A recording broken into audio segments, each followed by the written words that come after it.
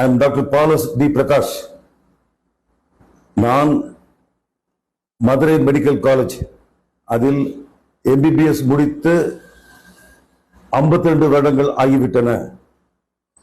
General MS முடித்து 48 வருடங்கள் ஆகிவிட்டன.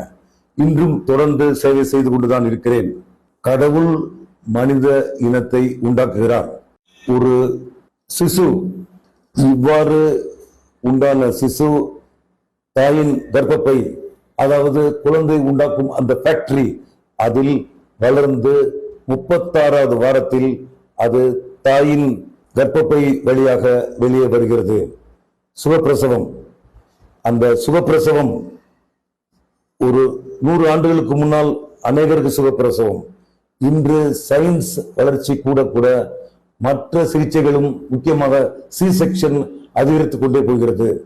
இந்த குழந்தை உண்டாவதும், இந்த குழந்தை சரியாக பூமிக்கு வந்து தி அப்கார் ஸ்கோர் கரெக்டாக இருப்பதும் கடவுளின் செயல்தான். மனிதனால் உண்டாக்க முடியாது, டாக்டரால் உண்டாக்க முடியாது. டாக்டர் ஃபர்ஸ்ட் எய்ட் வேணால் செய்யலாம்.